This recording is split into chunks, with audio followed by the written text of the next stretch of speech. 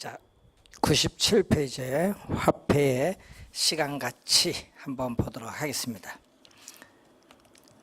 자, 이 화폐 시간가치는 이 기본 개념, 우리가 이 기본서 교재 나오면 자세히 배우고, 오늘은 기본 개념 한번 확인해 보는데, 이 프레젠트 밸류, 그래서 이 약어로 PV라고 하죠. 이 현재 가치, 이 현재 가치를 약어로 PV라고 해요. 자, 그리고 미래 가치가 있거든요. 자, 미래 가치는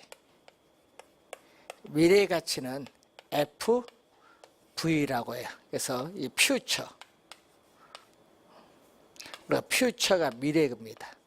그래서 밸류 해서 이 미래 가치를 FV로 표시를 합니다. 자, 그러면 현재 1억 원이, 자, 현재 가치 1억 원이 5년 후에 얼마가 되느냐 생각해 볼 수 있죠. 현재 1억 원이 5년 후에 얼마의 가치가 되느냐, 그러면은 1억보다 많습니다. 왜냐하면은 이자율을 적용을 해야 되거든요. 자, 이자율을 적용해서 할증을 하죠. 이자율을 적용해서 할증을 하기 때문에 1억보다 많아요. 자, 그러면은 5년 후에 1억 원이 얼마냐? 그럼 얼마? 여러분, 5년 후에 1억 원이 현재 얼마냐 하면은 1억보다 작아요. 왜냐하면은 또 뭐를 해야 돼?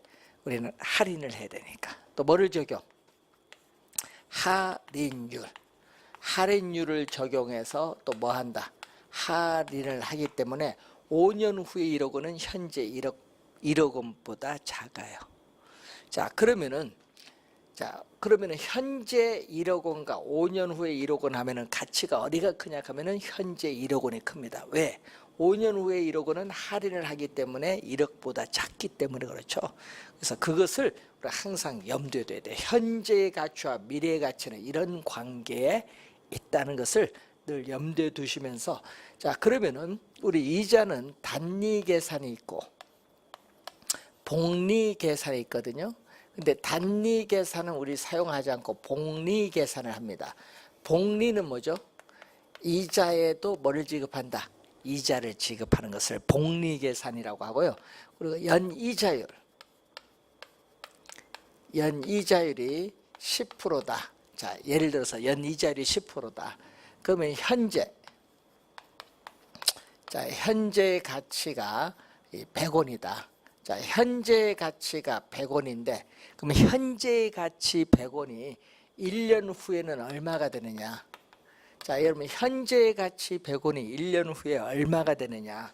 그러면 100원이 원금이죠. 원금에다가 이자는 100원에 얼마 붙은다? 연이자율 10%, 0.1을 곱해주면 되죠. 그럼 원금 이자를 대주면 돼요.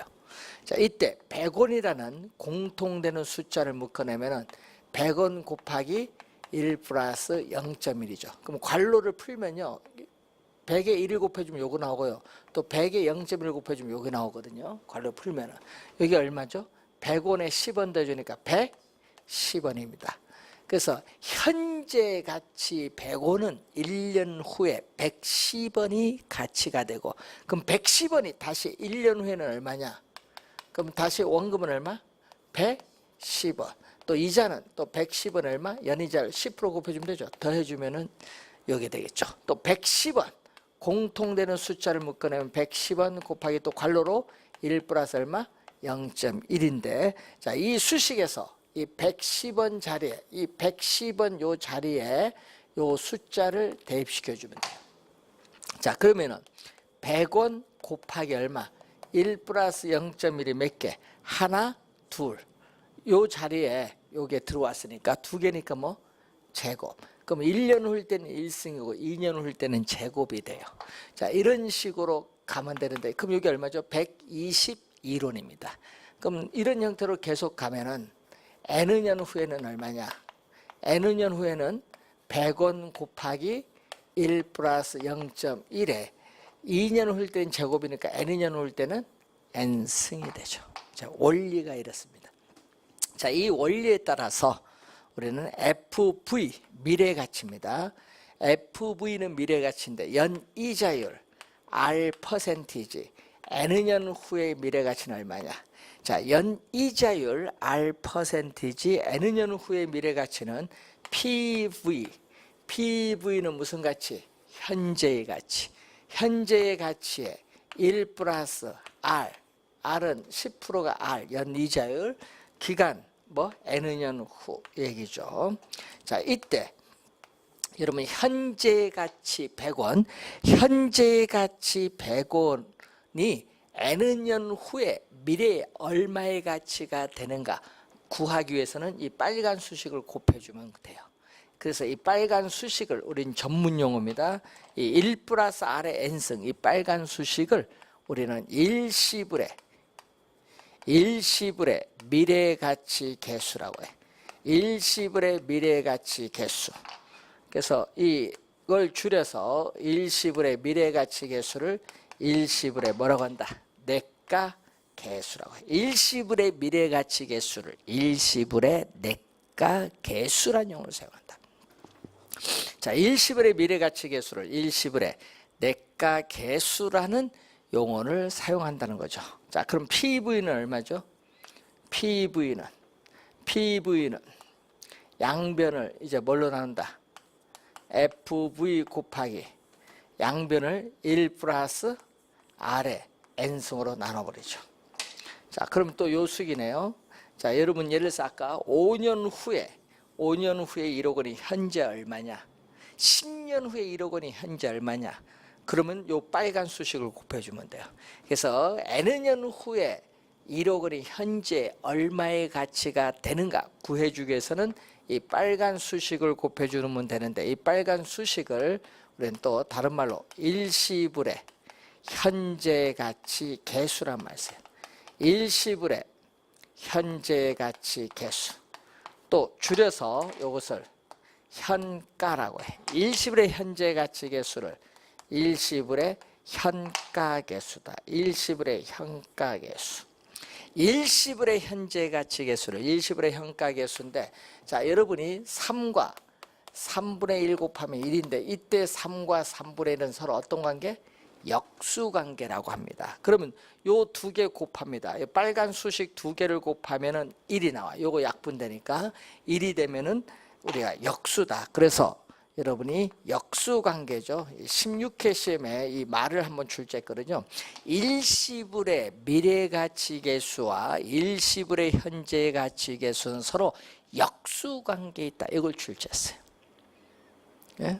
그래서 여러분이 이 원리거든요. 그래서 여러분이 그 우리 6개 수식의 2개만 오늘 배우는데 이 2개가 상당히 우리 기초입니다. 화폐 시간적 가치에. 그래서 미래 가치, 현재 가치에 있어서 일시불에 있어서의 우리가 현재 가치 계수와 일시불의 미래 가치 계수는 서로 역수 관계에 있다라는 것을 기억을 해 두시면 되겠습니다.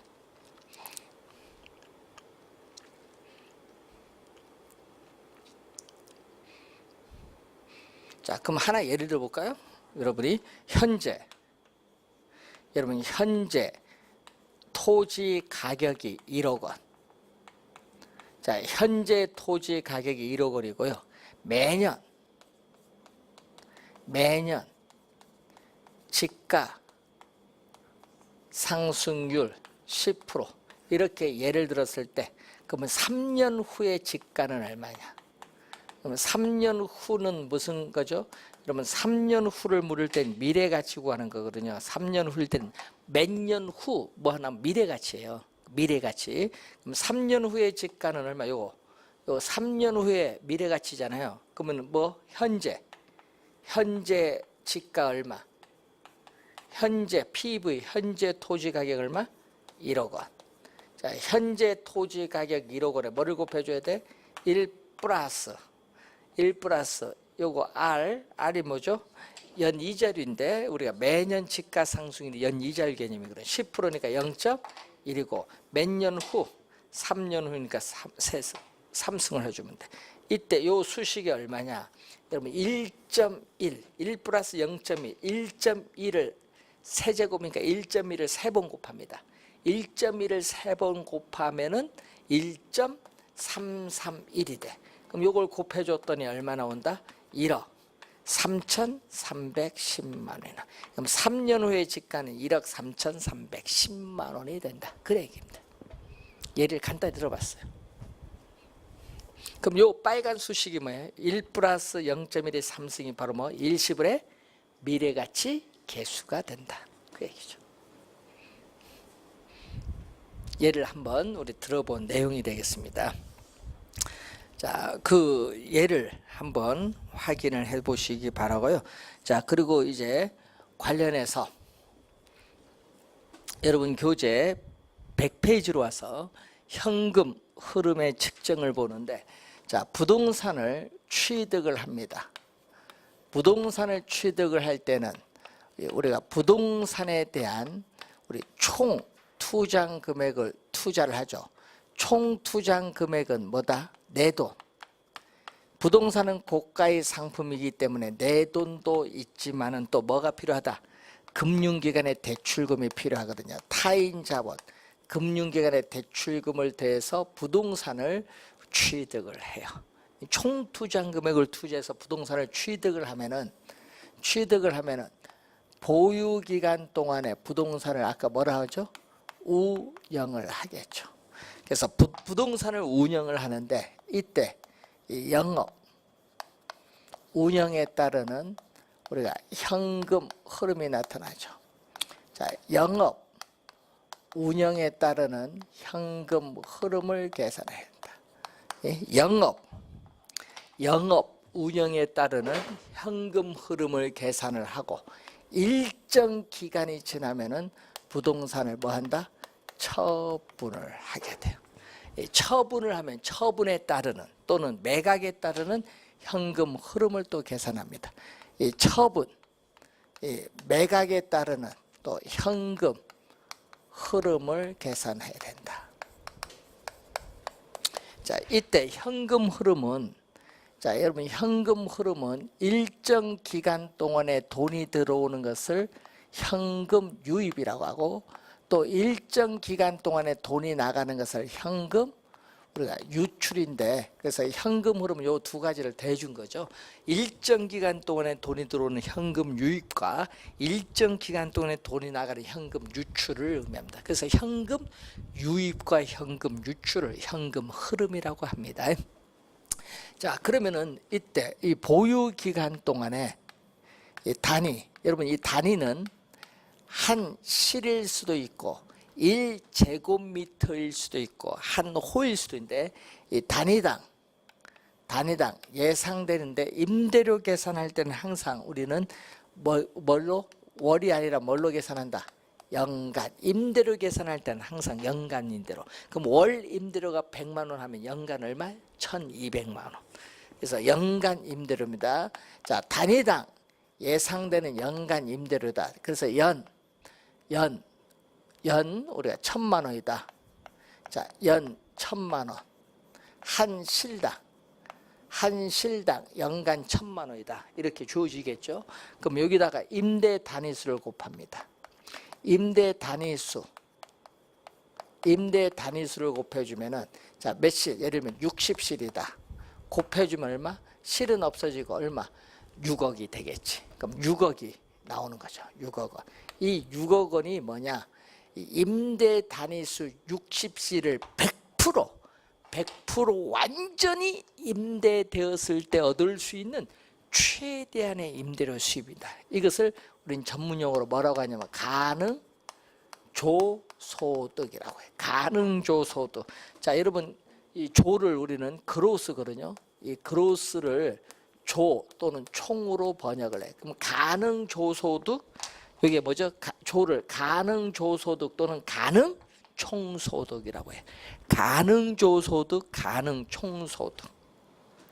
자, 그래서 이것은 결국은 총 임대 수입이죠. 임대 단위수를 100% 완전히 임대됐을 때 얻을 수 있는 최대한의 임대료 수입인 총 임대 수입입니다.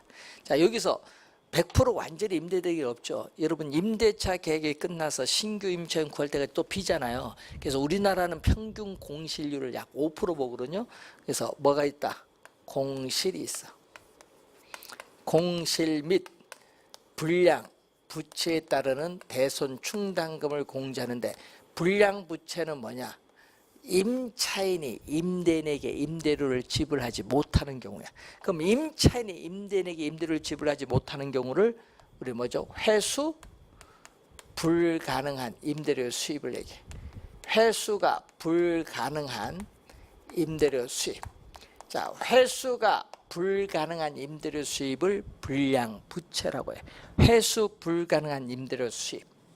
자, 여기에다가 뭐를 대줘요? 기타 소득을 대줘요. 기타 소득은 여러분 자판기 수입이라든지 건물의 주차료 수입을 얘기해요. 자판기 수입이나 건물의 주차료 수입을 기타 소득인데, 이걸 더해주면은 이제 공시를 감안한 임대료 수입이 뭐가 나오죠?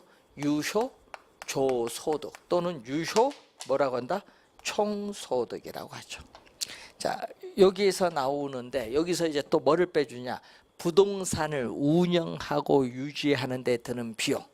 자, 부동산을 운영 유지하는 데 드는 비용이 영업경비인데, 이 대표적인 게 부동산 보유세인 재산세, 건물에 있어서의 뭐죠? 화재, 보험료라든지 유지비, 관리비, 수선비, 또 관리 회사인 관리가 이루어지면은 관리인에 대한 봉급이라든지 뭐 이런 것은 영업 경비에 속해요.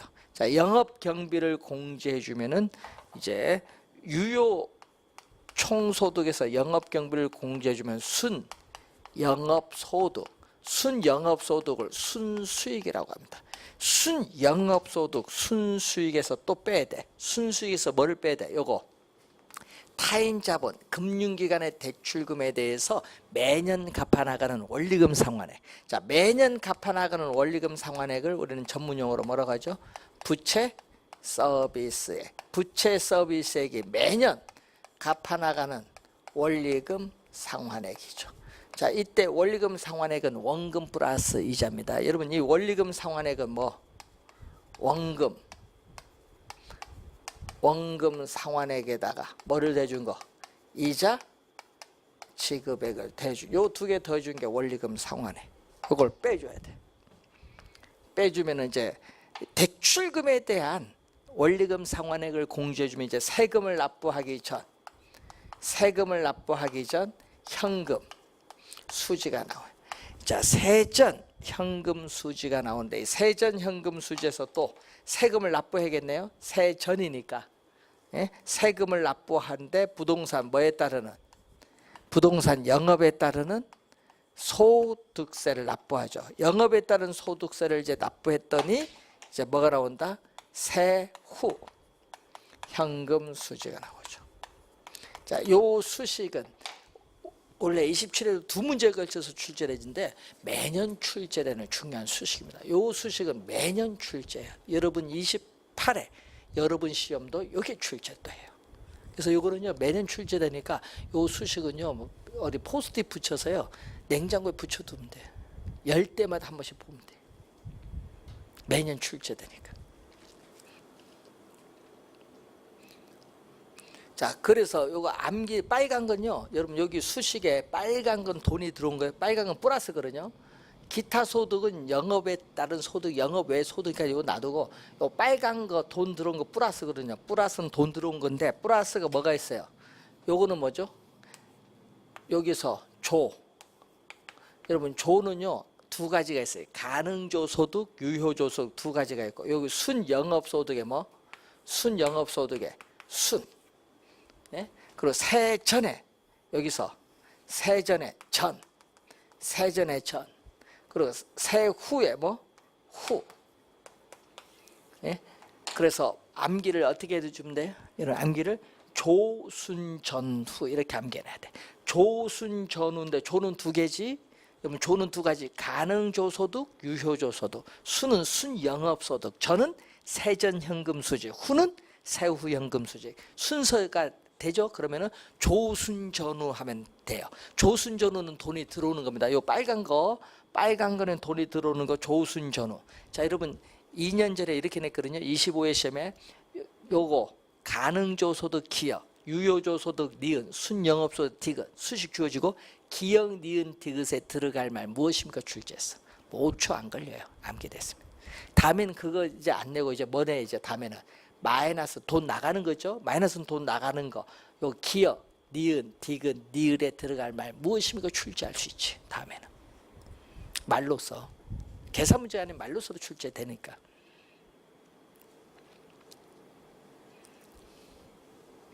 그래서 여러분 요 두 가지는 뭐를 대상? 조수는 여기서 여러분 조순 요 계산 이렇게 오는데 순영업소득까지 계산은 뭐를 대상으로 하면 총투자액을 대상으로 해요. 그러니까 여러분 순영업소득까지 계산할 때는 뭐를 대상? 요까지 여러분 여기서부터 요까지 계산은 총투자 금액을 대상으로 계산하거든요. 근데 요 두 가지는 총투자 금액이 아니에요. 왜? 여러분 요 순영업소득까지는 뭐를 계산? 총투자 금액을 대상으로 계산하는데 뭐를 빼? 여기서 총투자액에서 타인자본 대출금에 대한 대가인 원리금 상환액을 공제를 하니까 요 두 개는 요걸 빠지거든요. 요 대가를 지불하니까 총투자액이 아니라 뭐? 요 두 개는 자기자본이야. 자기자본을 다른 말로 뭐라고 해? 자기자본을 다른 말로 지분투자액이라고 하죠. 지분투자액 요건 대상으로 하는 거예요. 계산은. 요 두 개는 총투자액을 대상으로 계산하고 요건 지분투자액을 대상으로 계산합니다. 자, 그러면 이것을 잘 이해를 해야 이제 좀 이따가 하나 수식 공짜로 또 암기가 돼요. 자, 그리고 우리가 1페이지 처분에 따르는 현금 흐름에 있어서의 계산이 나오죠. 자, 이것은 처분한다고 예상됐을 경우에, 자, 처분한다고 예상했을 경우에 매도 가격이 있어요. 자, 처분한다고 예상했을 경우에 매도 가격에서 뭐를 빼면 돼? 중개보수라든지 법적 수석에 따른 비용인 매도 경비를 공제해 주면은 순 매도액이 나와요. 자, 그런데 여러분이 대출금 15년 만기로 대출 받았는데 5년 후에 처분한다. 그러면 5년 동안 갚은 돈은 놔두고 미갚은 돈은 어떻게 돼? 미상환된 돈은 어떻게 돼요? 갚아야겠죠. 그걸 공제를 해줘야 돼. 뭐? 미상환 저당 잔금이라는 게 있어요. 처분 시에 미상환 저당 우리가 잔금은 미상환된 원금을 얘기해요. 미상환된 원금, 미상환된 원금. 요걸 빼주면은 이제 세금을 납부하기 전 투자자에게 돌아가는 몫이 나오죠. 세전 지분 복객인데 이것을 세전 매각 현금 흐름. 세전 이 매각에 따르는 현금 흐름, 세전 매각 현금 흐름이라고 해요. 자, 여기서 세전이니까 세금을 또 납부해야 되겠죠. 자, 여러분 처분 시에 처분 가격과 취득 가격의 차이를 우리는 아까 앞에서 부동산 가격 상승에 따른 이득인 자본이득인데 여기에 세금을 납부해야 돼. 자본이득세를 납부하는데 자본이득세를 우리나라에서 뭐라고 하죠? 자본이득세를 양도소득세라고 해요. 자본이득세를 양도소득세라고 해요. 양도소득세. 이걸 납부했더니 이제 뭐가 나오냐면 세후 지분복귀액이 나와요. 세후 지분복귀액은 세후 세금을 납부한 이후에 세후 매각에 따르는 현금 흐름이라고 하죠. 자, 여러분이 시험 문제 요거 출제하기보다는 우리는 어느 거? 요게 출제를 하는 거예요. 그래서 여러분 요 가운데를 좀 오른쪽보다 요 가운데를 신경 써서 많이 공부해야 되고, 여러분 수익을 창출하는 수익성 부동산에 있어서 전 세계 공통적인 수식이에요. 그렇기 때문에 요 가운데 수식은 여러분 출제원들이 매년 우리가 출제를 하는 내용입니다. 매년 출제를 한다, 이렇게 보시면 되겠습니다. 자, 그리고 이제 여러분이 102페이지 보시면은 부동산 투자 분석 기법이 나와요. 자, 이 부동산 투자 분석 기법이 나오는데, 자, 우리가 부동산 투자 분석 기법을 보게 되면은 우리가 정통적, 자, 이 정통적인 우리가 분석 기법, 두 가지가 있거든요. 우리가 회수기간법과 회계적 수익률법이 있고 또 이 할인 우리가 현금 우리가 수지 분석법이 있거든요. 할인 현금 수지 분석법이 있는데 요거 있고 그다음에 어림 세법 우리가 재무 비율에 대한 분석하는 방법이 우리가 부동산 투자 분석 기법인데 자 여러분 여기서 시험 문제 우선 매년 한 문제는 출제된다고 보고요. 그리고 여기서 또 3-4문제 나오거든요. 그래서 요 두 개를 묶어서 매년 우리가 4-5문제 출제되는 중요한 부분이고 또 계산 문제가 기본적으로 한 2-3문제는 매년 또 출제를 해요. 그러니까 우선 계산 문제 낼 수도 있고 또는 수식을 물을 수 있는데 수식이 나오면은 맞춰줘야 돼요. 수식이 나오면은 우리가 맞춰줘야 되는 그런 부분이 됩니다. 자 그러면은 우선은 지금 요걸 배웠거든요. 요걸 배웠기 때문에 요걸 이용해서 먼저 요것부터 우리가 공부를 배우는데 어림세법부터 먼저를 합니다. 자 그럼 어림세법이 이제 여러분 교재에 보시면은 우리가 104페이지에 나와 있죠. 자 어림세법이 104페이지에 나와 있는데 자 한번 우리가 볼까요? 자 어림이라는 말은 여러분 많이 들어보죠. 어림은 뭐예요? 어림잡아 얼마 요걸 하잖아요. 어림잡아 얼마. 대충 우리가 대략적으로 계산하는 게 정밀하게 계산하는 게 아니다. 그래서 어림세법은 첫 해만 따집니다. 자 어림세법은 전체 여러분 어림세법은 전체 투자 기간을 대상으로 하는 것이 아니라 자 여러분 부동산을 취득해서 10년 보유하다가 처분하면 10년 다 계산하는 것이 아니라 하나만 첫 해만 투자 뭐만 따져? 첫 해만 따져요. 투자 첫 해에 현금 수입과 지출 이 현금 수지만을 대상으로 한다. 투자 첫 해에 자 투자 첫 해에 현금 수지만을 대상으로 한다는 거. 자 투자 첫 해에 현금 수지만을 대상으로 한다.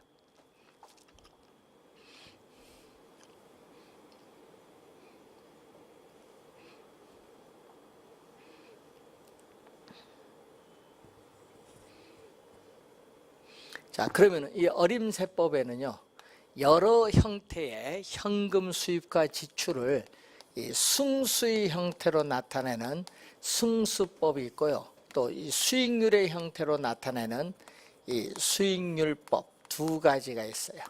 자 그러면은 여러분이 승수법과 수익률법에 우선 승수는 어떤 의미냐 승수는 어떤 의미고 수익률은 어떤 의미냐 우선 요 개념부터 우선 이해를 해야겠죠. 자 승수는 어떤 의미냐 승수는 투자한 금액 승수는 이 투자한 금액이 수익의 몇 배가 되느냐 이걸 본 거죠. 자 여러분 그림 숫자 한번 보세요. 요거 투자한 금액을 수익을 가지고 회수하는 데 소요되는 기간을 승수로죠. 그럼 투자한 금액을 수익을 가지고 회수하는 데 소요되는 기간은 짧을수록 유리해요. 그래서 승수값은 작을수록 유리하죠. 25회 정답으로 물었죠. 그 반대로 수익률은 어떻게 돼요? 수익률은 투자한 금액 자 여러분 수익률은 투자한 금액 대비 수익가의 비율을 나타내기 때문에 반대로 수익률은 뭐 할수록? 높을수록 유리해. 반대로 수익률은 높을수록 유리한데 요 두 개를 곱하면 얼마? 여러분 요 두 개를 곱하면 얼마? 승수와 수익률 두 개를 곱하면 얼마? 1. 두 수씩 곱하면 1이니까 승수와 수익률은 서로 어떤 관계에 있다? 역수관계에 있다. 승수와 수익률은 역수관계에 있다는 것을 기본적으로 이해를 하는데 자 여러분 저기서 뭐를 배웠냐 하면 여기 조순전후가 배웠어요. 자 승수법에 가는데 조, 순, 전, 후 아까 여러분 저기 앞에서 조순, 전후 승수는 요 네 가지가 있어요. 조순, 전, 후 조순, 전후 그래서 암기한 이유가 있거든요. 그래서 조, 소득, 승수가 있고 또 순소득 여러분 순소득은요 순영업소득을 줄임말 자 순소득은 순영업소득을 줄임말 순 소득승수란 게 있고, 또 전은 뭐죠? 세전 현금수지죠. 세전 현금수지 승수고, 후는 세후 현금수지죠. 세후 현금수지 승수가 있어요. 자, 이렇게 나오죠. 자, 그런데 아까 여러분 조수는 뭐 대상으로? 자, 조수는 뭐 대상으로? 총 투자액. 자, 조수는 요거죠. 총 투자액을 대상으로 계산합니다. 그리고 세전 세후는 뭐를? 우리는 아까 타인 자본에 대한 대가를 지불하니까 여기는 지분 투자액을 대상으로 계산해. 지분 투자액. 그럼 여러분 시험에 이렇게 출제하거든요. 시험에 요거를 뭘로? 요거를 뭐 지분 투자액, 요거를 뭐 총 투자액, 이렇게 바꿔서 출제하죠. 24회 그렇게 출제했고 또 26회도 또 그렇게 또 나왔어요. 그러니까 이제 계산에 말로서 이제 나올 때 주의를 좀 해야지. 바꿔버리니까. 요 두 개는 뭐를 대상? 총 투자액. 요 두 개는 지분 투자액을 대상으로 계산합니다.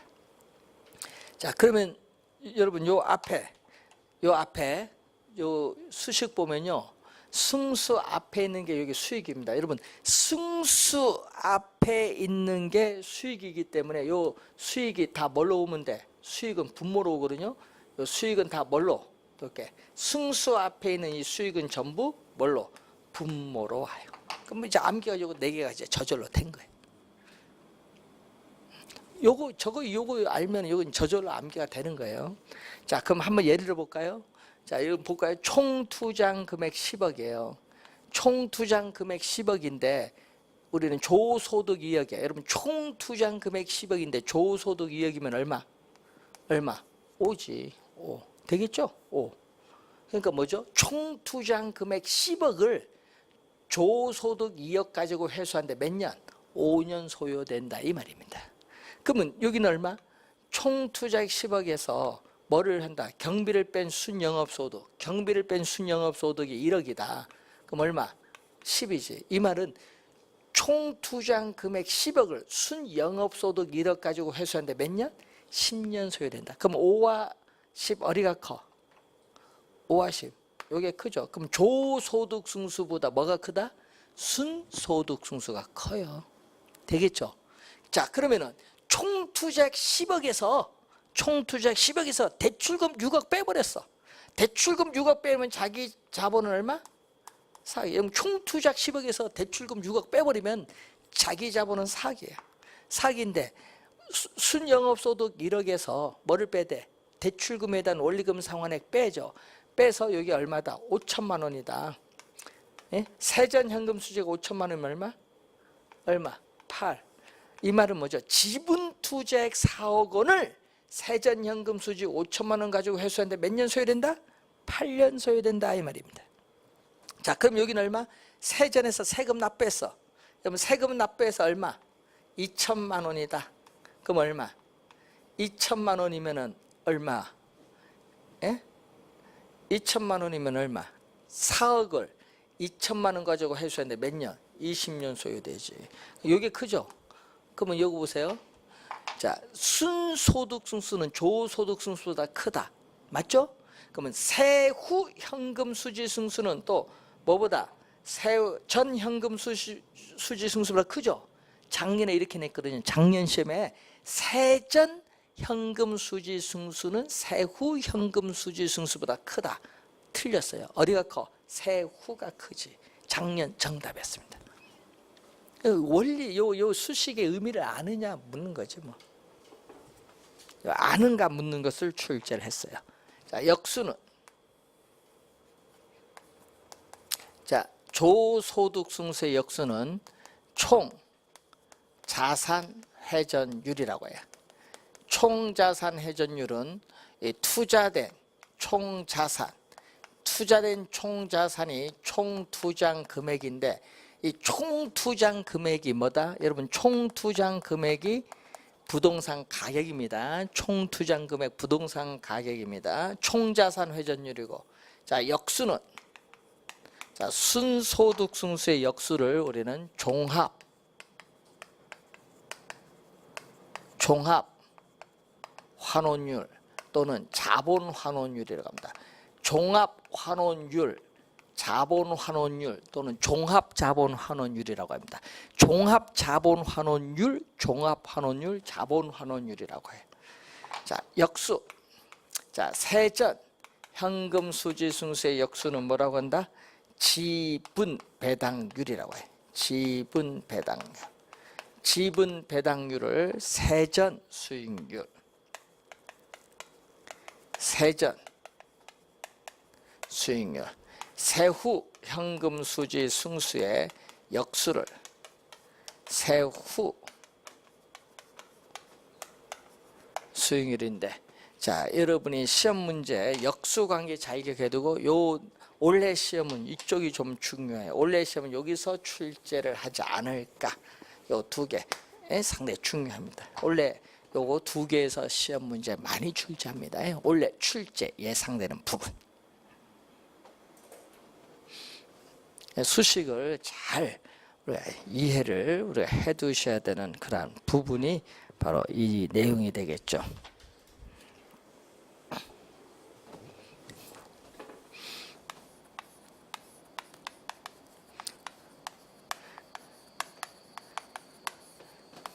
자, 어림세법 받고, 자, 그리고 이쪽에서 우선 출제 우선 하나 또 되고요. 뭐 작년에도 출제를 했죠. 자, 비율 분석법 104페이지 밑에 보면 또 시험에 매년 출제되는 게 있어요. 자, 여러분 거기 시험에 매년 출제되는 용어가 대부비율이야. 대부비율이 매년 출제되는데, 여러분 신문 뉴스나 방송에서는 이걸로 많이 나와요. 용어를 담보 인정 비율이라는 용어로 많이 내. 담보 인정 비율. 이걸 또 시험에 낼 때는 꼭 LTV 관련에 꼭 이 말이 나와요. LTV. L은요 론 투 밸류. 근데 이때 부동산 가격에 대한 대출금의 비율, 그래서 LTV입니다. 그래서 부동산 가격에 대한 뭐의 비율? 대출금이 차지하는 비율. 자, 여러분 부동산 가격이 10억이면 어떻게 돼요? 자, 부동산 가격이 10억인데 40% 적용한다. 여러분 대부분 40%면 얼마? 부동산 가격이 10억이면은 금융기관은 부동산 가격을 담보로 최대 얼마? 4억까지 융자를 해줄 수 있다 이 말이죠. 그래서 부동산 가격, 이 부동산 가격을 기준으로 해서 대출 규모를 결정합니다. 부동산 가격을 기준으로 대출 규모를 결정해 주는 게 대부비율. 이거 시험에 매년 출제합니다. 대부비율 용어 잘 알아둬야 돼요. 그리고 또 시험에 또 어떻게 돼요? 또 출제를 또 많이 하는 용어 중에 총 부채 상환 비율. 총 부채 상환 비율을 뭐라고 하죠? 소득 대비 부채 비율. 자, 소득 대비 부채 비율을 우리는 뭐라고 하죠? 또 여러분 시험에 나올 때 꼭 관련에 또 내. 관련에 DTI라고 꼭 내죠. D 부채.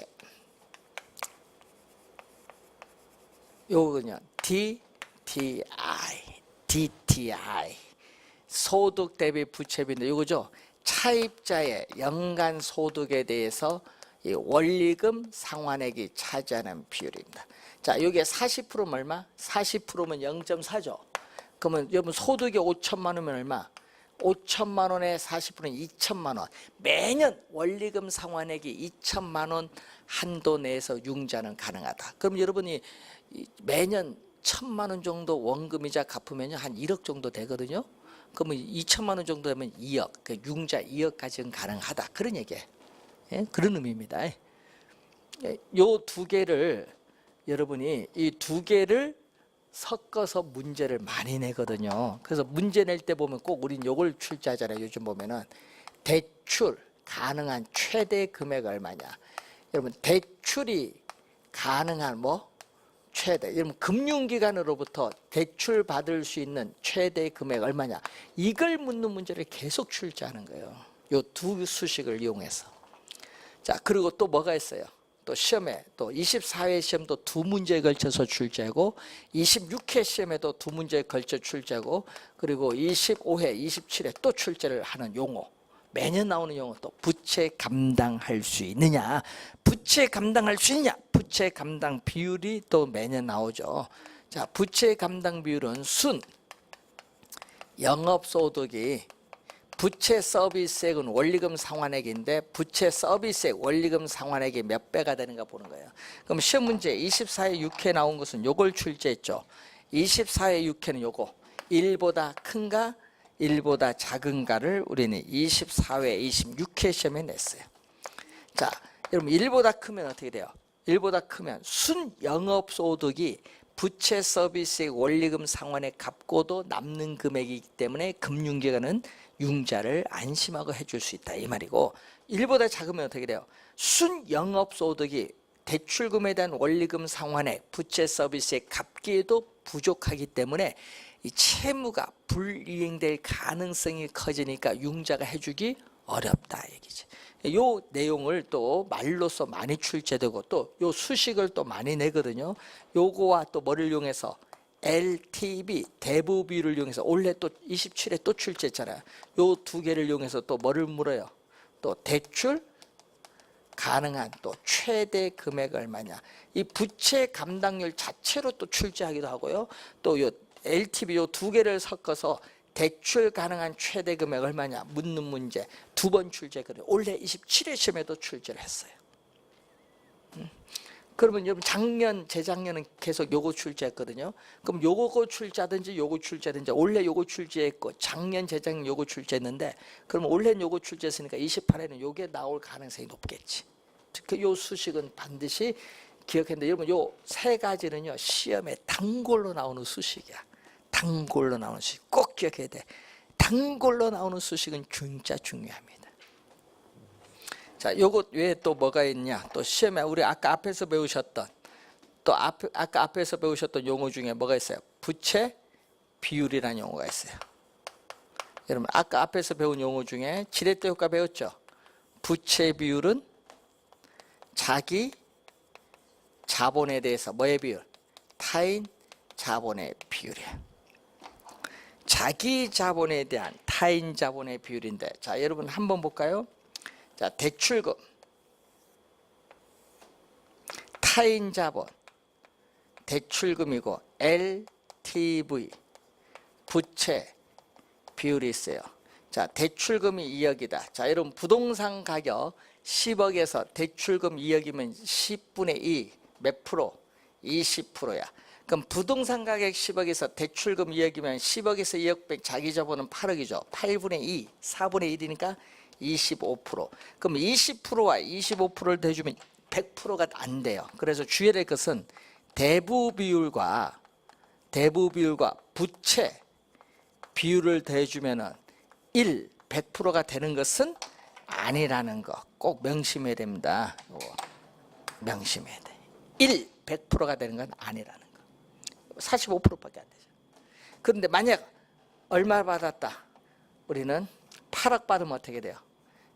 10억에 8억을 융자 받으면 10분의 8이니까 80%가 돼. 그런데 8억을 받으면 자기 자본 10억에서 8억 뺀 2억이죠. 그러면 2분의 8이니까 4. 100을 곱해주면 400%입니다. 자, 여러분이 대출금이 2억에서 8억으로 6억 증가했을 때 대부 비율은 60% 증가하지만 부채 비율은 몇 프로? 375%나 증가해요. 그래서 대부 비율이 높아질수록 부채 비율은 더 급격하게 증가한다. 이 지문을 또 시험에 많이 내. 대부 비율이 높을수록 부채 비율은 더 급격하게 증가하잖아요. 60% 증가하는데 이건 375% 증가하니까. 말의 의미를 잘 봐야겠죠. 여러분 요 네 가지는 꼭 기억하고 다니셔야 돼요. 그리고 또 거기 봤더니 또 무슨 용어가 있어요? 채무 불이행률이 있어요. 여러분 채무가 불이행될 가능성을 나타내는 비율이 있어요. 이걸 우리는 손익분기점 또는 손익분기 현금 수지 비율인데 분모는 돈이 들어오는 유효조소도 자 공시를 감안한 임대료 수입인 유효조소리고 분자는 나가는 거 부동산을 운영 유지하는 데 드는 비용 영업경비에다가 대출금에 대한 원리금 상환액을 더해 준 거죠. 자, 그러면은 이게 채무 불이행률인데, 이 채무 불이행률이 높다는 것은 유효조소득에서 영업경비와 부채 서비스액 대준 금액이 더 커질 거죠. 그러면 채무가 불이행될 가능성이 커지는 겁니다. 채무 불이행률 이게 나오고, 올해 출제가 되었던, 올해 계산문제 출제되었던 영업경비 비율이 나오죠. 자, 영업경비 비율은 우리가 가능조소득, 우리 최대한의 임대료 수입인 가능조소득에 대해서 이 영업경비가 차지하는 비율인데, 이 영업경비 비율이 낮을수록 생산성은 높아요. 기업의 재무관리 상태를 나타내는 지표인데, 영업경비 비율이 낮을수록 생산성은 높다는 거죠. 영업경비 비율. 올해 출제를 또 한 지문이죠. 계산문제로 출제를 했었죠. 영업경비 비율. 그런데 여러분, 항상 우리 공부할 때 시험에는요, 우리가 아까 대부 비율, 총부채 상환 비율, 그리고 부채 감당률, 부채 비율, 요 네 가지는 꼭 암기하고 다니셔야 돼. 앞으로 계속 중요한 내용입니다. 자, 그래서 지금 우리가 부동산 투자 분석 기법 중에 여러분은 어느 걸 배우셨어요? 요 두 가지를 배우셨거든요. 이 두 가지 시험에 많이 나오니까 알아두시고, 요 두 가지는 우리가 나중에 기본서 교재 나오면은 자세하게 설명을 할 건데, 문제는 이 할인현금 수지 분석법은 말 그대로 이 현금 수지거든요. 현금 수지는 현금 수입과 지출인데, 현금 흐름과 비슷하게 사용해요. 현금 수입과 현금 지출을 줄여서 현금 수지인데, 현금 흐름과 비슷한 용어로 사용하고 있어요. 그래서 부동산 투자로부터 미래에 예상되는 현금 수입과 지출을 현재의 가치로 할인해서 투자 결정을 하는 방법인데, 그래서 여러분, 이 할인 현금 수지 분석법은 세후 세금을 납부한 이후에 세후 소득 기준이에요. 여러분, 할인 현금 수지 분석법은 세후 소득 기준하고, 또 전체 부동산을 취득해서 보유하고 처분하는데, 취득해서 처분할 때까지 전체 투자 기간 동안에 있어서의 현금 흐름을 반영하고 있다. 전체 투자 기간 동안에 모든 현금 흐름을 우리는 반영하고 있어요. 근데 작년 시험 26회 시험에 이것을 뭘로?